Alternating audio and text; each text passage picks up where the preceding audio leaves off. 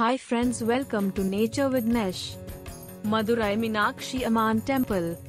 Meenakshi Amman Temple, also known as Meenakshi Sundareshwara Temple, is one of the oldest and most important temples in India. Located in the city of Madurai, the temple has a great mythological and historical significance. It is believed that Lord Shiva assumed the form of Sundareswarar, the handsome one, and married Parvati, Meenakshi, at the site where the temple is currently located. Renowned for its astonishing architecture, Meenakshi Temple was nominated as one of the wonders of the world, but couldn't make it into the list of 7 wonders of the world. However, the temple is definitely one of the wonders of India. It is also one of the main attractions of South India, with thousands of devotees thronging it every day. During the Tirukalyanam festival, which takes place over a period of 10 days, the temple attracts more than 1 million devotees. Despite many people visiting it every day, the temple is well maintained and was named the best Swachh iconic place, cleanest iconic place, in India. Mythology. According to a legend, Meenakshi emerged out of a yajna, sacred fire, as a 3-year-old girl. The yajna was performed by a king named Malayadhwaja Pandya along with his wife Kanchana Malai. Since the royal couple had no child, the king offered his prayers to Lord Shiva, requesting him to grant them a son. But to their dismay, a triple-breasted girl emerged from the sacred fire. When Malayadhwaja and his wife expressed their concern over the girl's abnormal appearance, a divine voice ordered them not to fret over the girl's physical appearance. They were also informed that the girl's third breast will disappear as soon as she meets her future husband. The relieved king named her Meenakshi and in due course crowned her as his successor. Meenakshi ruled over the ancient city of Madurai and also went on to capture the neighboring kingdoms. Legend has it that she even captured Indralok, the abode of Lord Indra, and was on her way to capture Kailash, the abode of Lord Shiva, as well. When Shiva appeared before her, Meenakshi's third breast disappeared and she knew that she had met her better half. Shiva and Meenakshi returned to Madurai where their wedding took place. It is said that the wedding was attended by all the gods and goddesses. Since Parvati herself had assumed the form of Meenakshi, Lord Vishnu, Parvati's brother, handed her over to Lord Shiva. Even today, the wedding ceremony is celebrated every year as Chittirai Tiruvizha, which is also known as Tirukalyanam, the grand wedding. History. The history of Meenakshi Temple dates back to the 1st century CE, with scholars claiming it to be as old as the city itself. It is said that Kulashakhar Pandyan, a king who ruled over the Pandyan dynasty, built the temple as per the instructions given in his dream by Lord Shiva. A few religious texts that belong to the 1st to 4th century CE talk about the temple and describe it as the central structure of the city. Texts dating back to the early 6th century describe the temple as a place where scholars met to discuss important topics. The temple as it stands today, however, was rebuilt throughout the 16th century as it was destroyed by the Muslim invaders. During the 14th century CE, Malik Kafur, a commander of Delhi Sultanate, led his army into most parts of southern India and looted many temples, including the famed Meenakshi Temple. Valuables, such as gold, silver and precious gems, were taken to Delhi. Since temples in those days had abundance of valuables, most of the temples were destroyed and were left in ruins. When the Vijayanagar Empire took over Madurai after defeating the Muslim Sultanate, the temple was rebuilt and reopened. The temple was further expanded during the late 16th century and early 17th century by Vishwanatha Nayakar, a king of the Nayaka dynasty. According to researchers, while rebuilding the temple, the rulers of Nayaka dynasty followed the architectural style of Silpashastras.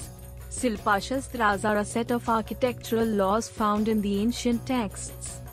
The temple was once again expanded by Tirumala Naik, who ruled over Madurai from 1623 to 1655. During his reign, many mandapams, pillared halls, were built. The temple was then expanded by many later Nayaka rulers before the advent of the British East India Company.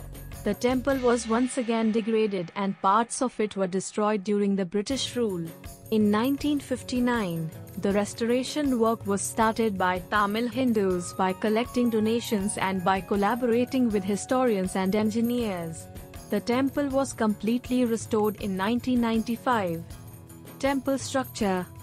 The temple occupies a huge area in the heart of Madurai as it spreads over 14 acres. The temple is enclosed with huge walls, which were built in response to the invasions. The entire structure, when viewed from above, represents a mandala. A mandala is a structure built according to the laws of symmetry and loci. There are various shrines built within the temple complex. Apart from the two main shrines, which are dedicated to Sundareswara and Meenakshi, the temple has shrines dedicated to various other deities like Ganesha and Murugan. The temple also houses goddesses Lakshmi, Rukmini, and Saraswati. The temple also has a consecrated pond named Purdamarai Kudam. The term Putramarai Kudam is a literal translation of pond with a golden lotus. The structure of a golden lotus is placed at the center of the pond. It is said that Lord Shiva blessed this pond and declared that no marine life would grow in it. In the Tamil folklore, the pond is believed to be an evaluator for reviewing the worth of any new literature. The temple has four main towering gateways, gopurams, that look identical to each other. Apart from the four gopurams, the temple also houses many other gopurams that serve as gateways to a number of shrines. The temple has a total of 14 towering gateways. Each one of them is a multi-story structure and displays thousands of mythological stories and several other sculptures. The major gopurams of the temple are listed below. Kadka Gopuram. This towering gateway leads to the main shrine that houses goddess Meenakshi. The gateway was rebuilt by Tumpichi Nayakkar during the mid-16th century. The Gopuram has 5 stories. Sundareswara Shrine Gopuram. This is the oldest Gopuram of the temple and was built by Kulsekara Pandya. The Gopuram serves as a gateway to the Sundareswarar, Lord Shiva, shrine. Chitra Gopuram, built by Maravarman Sundara Pandayan II. The Gopuram depicts the religious and secular essence of Hinduism. Nadukattu Gopuram, also called as the Idaikattu Gopuram. This gateway leads to the Ganesha shrine. The gateway is placed right in between the two main shrines. Mottai Gopuram. This Gopuram has fewer stucco images when compared to the other gateways. Interestingly, Mottai Gopuram had no roof for nearly 3 centuries. Nayaka Gopuram. This Gopuram was built by Vishwappa Nayakkar around 1530. The Gopuram is astonishingly similar to another gateway called Palahai Gopuram. The temple also has numerous pillared halls called mandapams. These halls were built by various kings and emperors and they serve as resting places for pilgrims and devotees.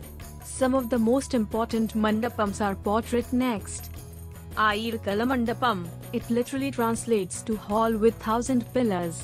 The hall, which was built by Aryanatha Mudliyar, is a true spectacle as it is supported by 985 pillars. Each and every pillar is sculpted magnificently and has images of Yali, a mythological creature. Kilikundu Mandapam. This mandapam was originally built to house hundreds of parrots. The parrots that were kept there in cages were trained to say Meenakshi. The hall, which is next to the Meenakshi shrine, has sculptures of characters from Mahabharata. Ashta Shakti Mandapam. This hall houses the sculptures of 8 goddesses. Built by 2 queens, the hall is placed in between the main Gopuram and the gateway that leads to the Meenakshi shrine. Nayaka Mandapam. Nayaka Mandapam was built by Chinnappa Nayakkar. The hall is supported by 100 pillars and houses a Nataraja statue. Significance and worship. Since Meenakshi is the main deity of the temple signifies the importance of woman in a Tamil Hindu family. The temple also portrays the cordial relationship between Shaivism, Vaishnavism, and Shaktism. The Sundareswarar shrine is known as 1/5 of Panchasabhai, 5 courts, where Lord Shiva is believed to have performed the cosmic dance. Worship mainly involves rituals and processions. One of the rituals involves placing an image of Sundareswarar inside a palanquin, which is then moved to the shrine of Meenakshi. The palanquin is taken into the shrine every night and is brought back to the shrine of Sundareswarar every morning. The devotees usually worship Meenakshi before offering their prayers to Sundareswarar. Festivals. Apart from the main festival, which is basically the wedding ceremony of the deities, a number of other festivals are celebrated in the temple. Some of these include Vasantam Festival, Unjal Festival, Mulaikottu Festival, Arudra Darshan Festival, Thai Utsavang, Kolattam Festival, etc. Each of these festivals has its own significance and is celebrated during various months throughout the year. The temple also celebrates Navratri festival. During Navratri, the temple displays colorful dolls which are collectively called Gollu. Gollu often convey stories from mythological scenes. Thank you watching friends. If you like the video, please subscribe my channel Nature with Nesh.